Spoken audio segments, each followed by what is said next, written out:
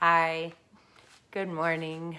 Chapter 12, Old Yeller by Fred Gibson. For the next couple of weeks, Old Yeller and I had a rough time of it. I lay on the bed inside the cabin and Yeller lay on the cowhide in the dog run. And we both hurt so bad we were wallowing and groaning and whimpering all the time. Sometimes I hurt so bad that I didn't quite know what was happening. I'd hear grunts and groans and couldn't tell if they were mine or Yeller's. My leg had swelled up till it was about the size of a butter churn. I had such a wild hot fever that Mama nearly ran herself to death, packing fresh cold water from the spring, which she used to bathe me all over, trying to run my fever down. When she wasn't packing water, she was out digging prickly pear roots and hammering there to mush in a sack, then binding the mush to my leg for a poultice. We had lots of prickly pear growing close to the house, but they were the big tall ones and their roots were no good. The kind that made a good poultice were the smaller size. They don't have much top, but lots of knotty roots, shaped sort of like sweet potatoes. That kind didn't grow close to the house. Along at last, Mama had to go clear over to the Salt Licks to locate that kind. When Mama wasn't waiting on me, she was taking care of Old Yeller. She waited on him just like she did me. She was getting up all hours of the night to doctor our wounds, bathe us in cold water, and feed us when she could get us to eat. On top of that, there was the cows to milk, little Alice to look after, clothes to wash, wood to cut, and old Jumper to worry with. The bad drought that Bud Searcy predicted had come. The green grass all dried up till Jumper was no longer satisfied to eat it. He took to jumping the field fence and eating the corn that I'd never yet gotten round to gathering. Mama couldn't let that go on. That was our bread corn. Without it, we'd have no bread for the winter. But it looked like, for a while, there wasn't any way to save it. Mama would go to the field and run Jumper out, then before she got back turned good, he'd jump back in and go to eating corn again. Finally, Mama figured out a way to keep Jumper from jumping. She tied a drag to him. She got a rope and tied one end of it to his right forefoot. To the other end, she tied a big, heavy chunk of wood. By pulling hard, Jumper could move his drag long enough to graze and get to water. But any time he tried to rear up for a jump, the drag held him down. The drag on Jumper's foot saved the corn, but it didn't save Mama from a lot of work. Jumper was always getting his chunk of wood hung up behind a bush or rock so that he couldn't get away. Then he'd have himself a big scare and rear up, fighting the rope and falling down and pitching and bawling. If Mama didn't hear him right away, he'd start braying, and he'd keep it up till she went and loosened the drag. Altogether, Mama sure had her hands full, and little Alice wasn't any help. He was too little to do any work, and with neither of us to play with, he got lonesome. He'd follow Mama around every step she made, getting in the way and feeling hurt because she didn't have time to pay him any mind. When he wasn't pestering her, he was pestering me.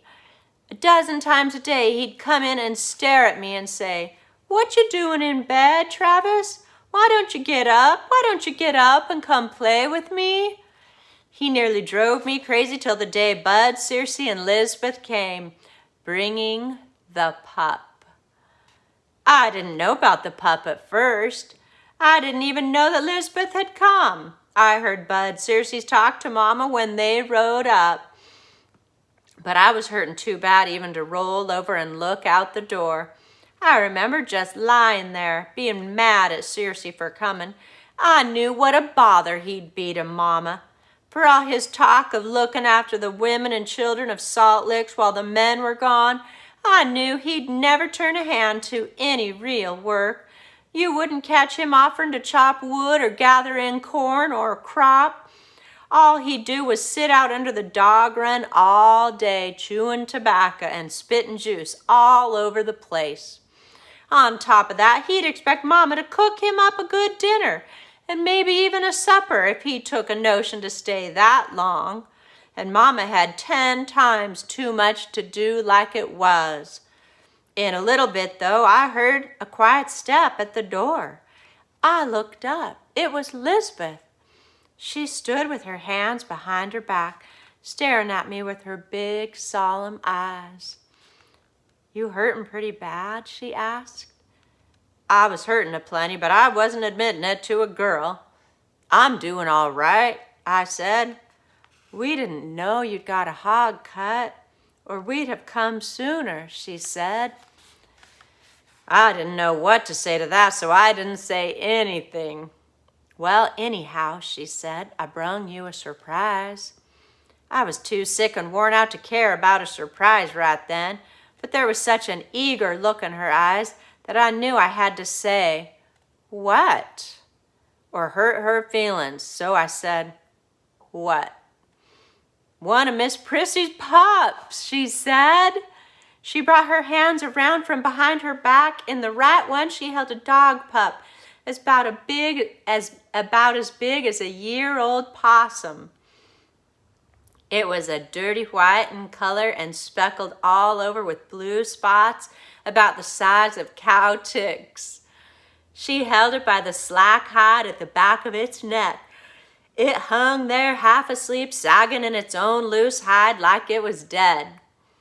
"Born in a badger hole," she said, "7 of them. I brung you the best one." I thought, if that puny-looking thing is the best one, Miss Prissy must have had a sorry litter of pups.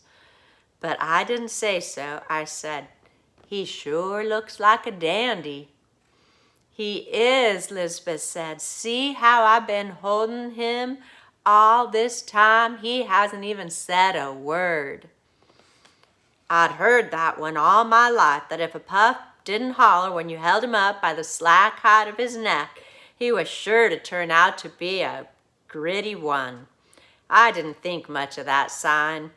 Papa always put more stock in what color was inside a pup's mouth. If the pup's mouth was black inside, Papa said that was the one to choose. And that's the way I felt about it. But right now, I didn't care if the pup's mouth was pea green on the inside. All I wanted was just to quit hurting. I said, "I guess little Alice will like it," then knew I'd said the wrong thing. I could tell by the look in her eye that I'd hurt her feelings after all. She didn't say anything. She just got real still and quiet and kept staring at me till I couldn't stand it and had to look away. Then she turned and went out of the cabin and gave the pup to little Alice. It made me mad, her looking at me like that. What did she expect, anyhow? Here I was laid up with a bad hog cut, hurting so bad I could hardly get my breath, and her expecting me to make a big to-do over a little old puny speckled pup. I had me a dog. Old Yeller was all cut up, worse than I was, but he was getting well. Mama had told me that. So what use did I have for a pup? Be all right for little Alice to play with, keep him occupied and out from underfoot.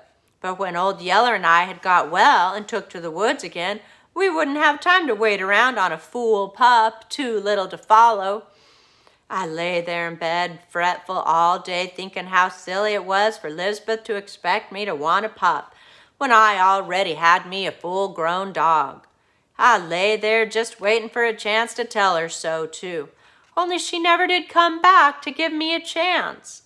She stayed outside and played with little Alice and the pup till her grandpa finally wound up his talking and tobacco spitting and got ready to leave. Then I saw her and little Alice come past the door, heading for where I could hear her grandpa saddling his horse. She looked in at me, then looked away, and suddenly I wasn't mad at her any more. I felt sort of mean. I wish now I could think of the right thing to say about the pup so I could call her back and tell her.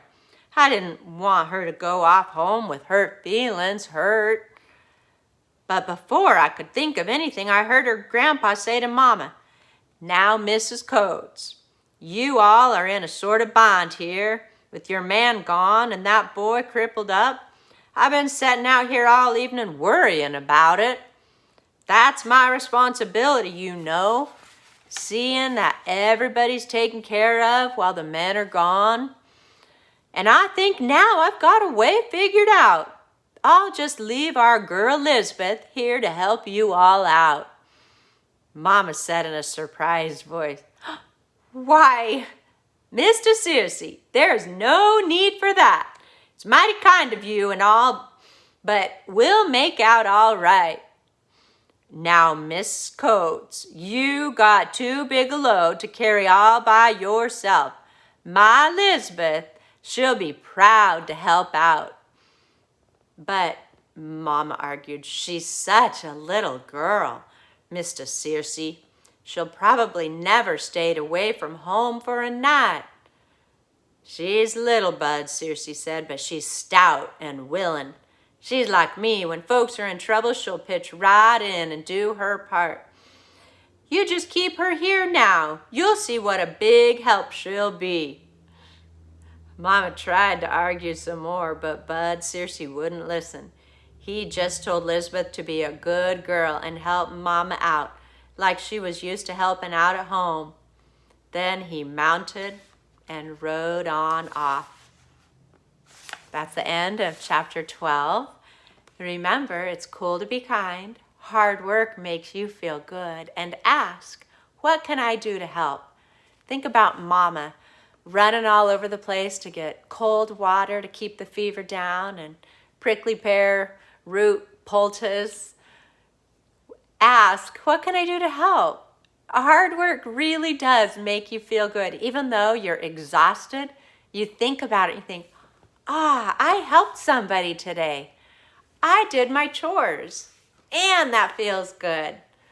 So make it a great day, and I will see you tomorrow. Bye.